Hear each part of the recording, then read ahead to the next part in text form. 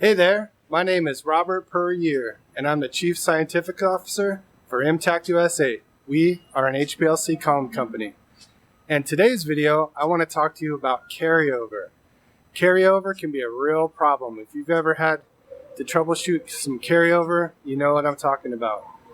I've been doing chromatography my entire career, and this is a topic that comes up over and over again. The biggest issue I see is misdiagnosis. People think it's the column when it's something else, and that can lead you way down the wrong path. I had a customer recently go through 7 columns, never fix a carryover. They spent months and lots of money and never fixed it. So I'm going to try to help you to avoid those pitfalls and get to the resolution as fast as possible. Alright, so let's talk about carryover. First, I'd like to define it just because people have different interpretations of that word. And basically, this is when you have a peak that shows up that you're not expecting.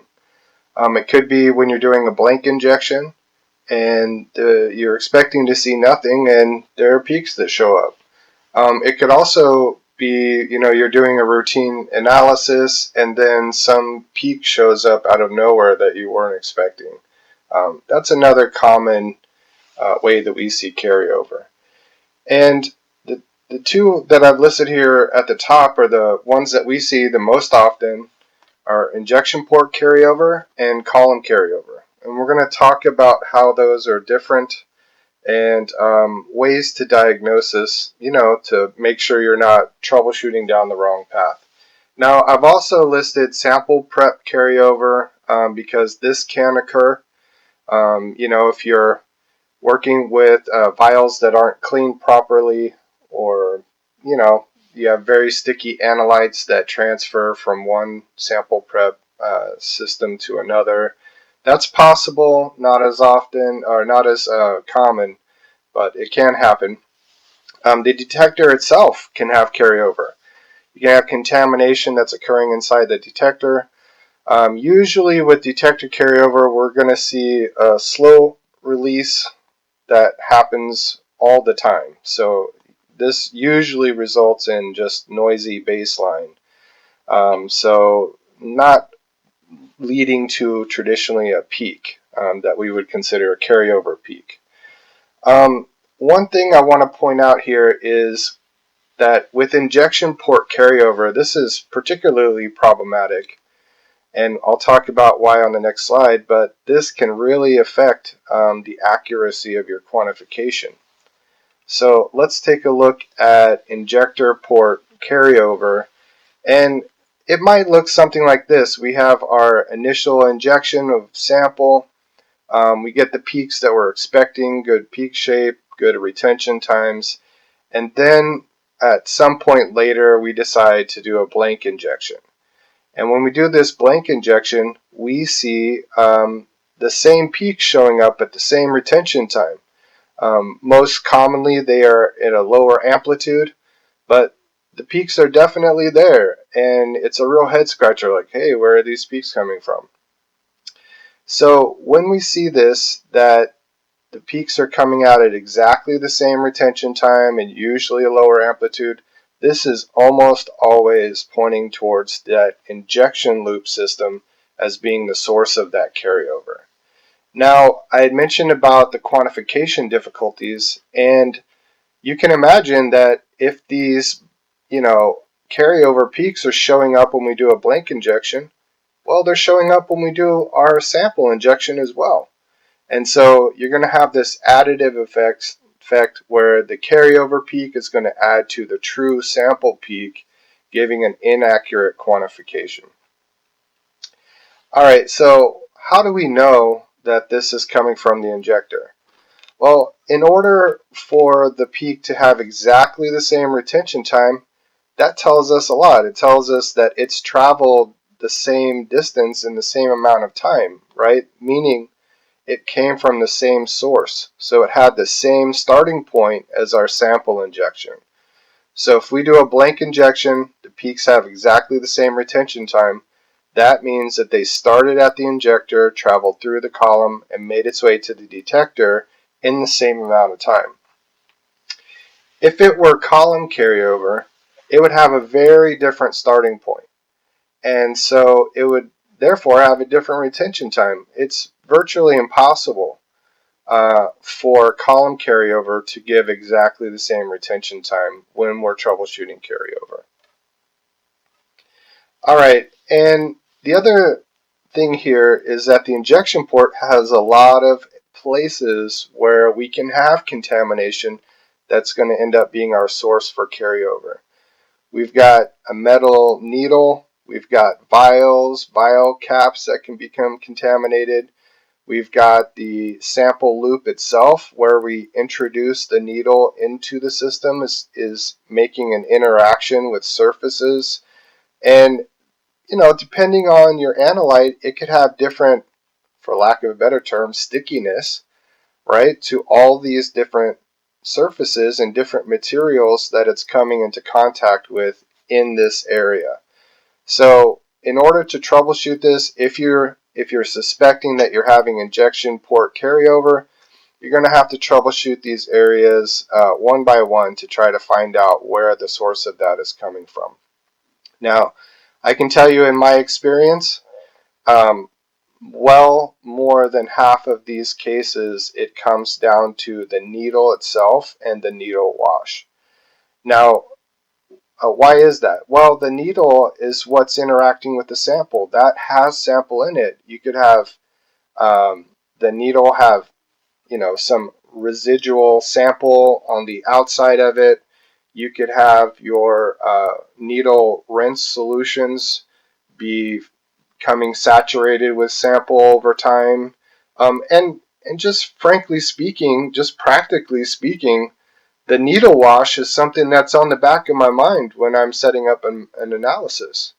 I'm concentrating on my sample, I'm concentrating on the chromatography, and I may completely overlook what's happening with the needle wash. But this is by far the biggest source of this type of carryover. So you're going to want to look at your analytes, you're going to look at what peaks are carrying over, and you're going to want to look at ways that we can reduce that carryover by maybe increasing the aggressiveness of our wash or paying particular attention to the details within the wash. It's not uncommon that these needle wash vials will have crust on top of them, and that could be desolvated sample that's sitting there waiting to just contaminate when I do a blank run. Alright, so now let's take a closer look at the second most common, which is column carryover. Now, column carryover presents very differently. They're very easy to distinguish if you understand what's in this presentation, but column carryover is usually presenting like we're showing here, where you have your normal injection, you have the anticipated peaks, and then you do a subsequent injection, and now you see the peaks that you normally see, but you see this strange peak coming out of nowhere. It's very different. Like, where is this coming from? Now, there's quite a bit that we can tell by looking at this peak. It's usually coming out in random locations, and it has spent a lot of time on the column, and that's why we see it being very broad and flat in comparison to the peaks on either side of it. And that's another dead giveaway that we're having column carryover. Now, in this case, the peaks that we usually see, they've all come out of the column. They've all been released from the stationary phase. They're not coming out and causing this type of carryover. This is a totally separate peak. This is what we call a late eluting peak. It's basically just really, really sticky to the column, and we're not using an aggressive enough of a gradient to get it to come out during that first initial run. And so it's coming out under subsequent runs because it's requiring a lot longer time to elute off the column. And so this is what we would call column carryover. Now, and you can see on the diagram on the right, we're showing an overlay of the gradient with the chromatogram. And you can see that we go from initial conditions through the gradient to high eluent flush out. And then we're going to hold that for a certain period of time. And then we're going to re-equilibrate. And then in this example, we've not re-injected any more sample. We just go through the gradient again. And you can see that that peak is coming out during that second gradient. So that tells us that our gradient wasn't aggressive enough for it to come out during the first run.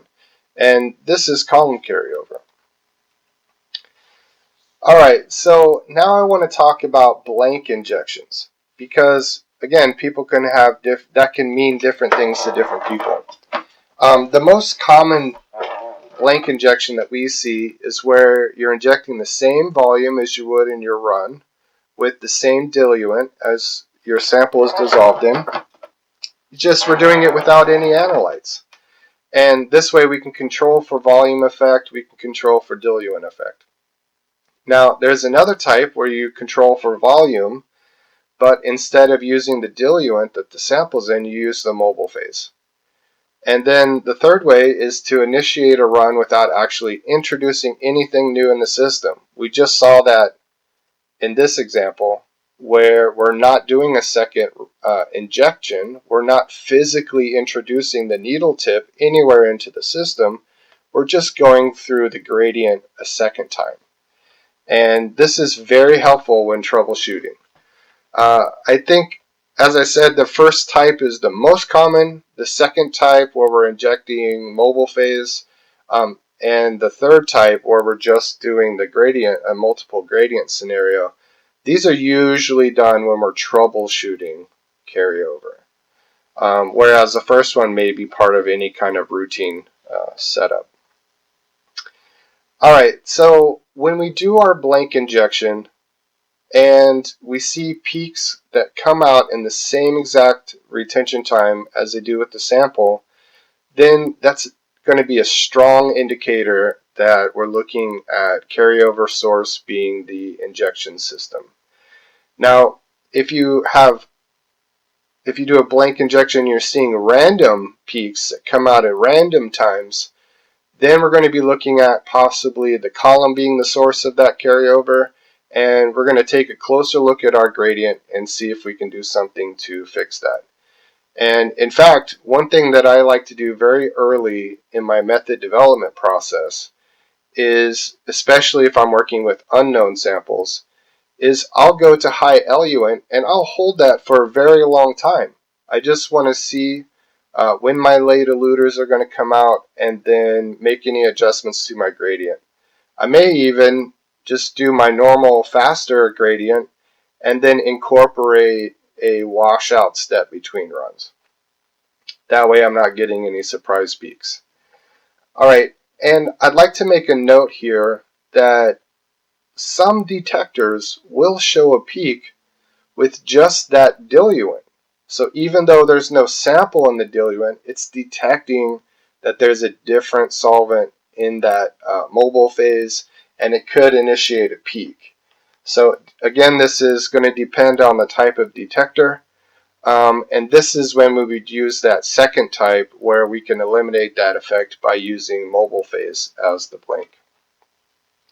Alright, so the third one, which is when we ran multiple gradients, this is really good in just verifying if we think it is the injection port system that's a source.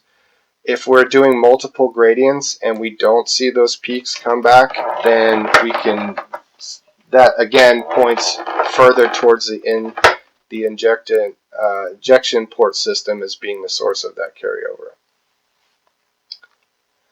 Alright, so just to sum up everything, here's a couple of questions that you can ask. Is your carryover peak broad or sharp? Right? Does the peak come out in a consistent location? The answer to both of these questions is going to point you into either it being a column source of carryover or the injection port system as the source of that carryover. And one final note, if you do think it's a column, well, that's pretty easy to test, right? If you happen to have the same column, same stationary phase, but maybe a new column that you haven't put on yet, you can always throw the new column on and just test it out and see if that problem persists. Another thing you could do is, if it's available to you, put it on another system and see if you still have the carryover, and then that's going to tell you if it's system related or column related. Well, thanks for watching, and I hope it was enlightening. And always think of me as a resource. Reach out anytime. I've got decades of experience in troubleshooting, and I can help you at no charge. So please reach out at info@mtactusa.com and let me know what your troubleshooting issue is, and I'd be happy to help.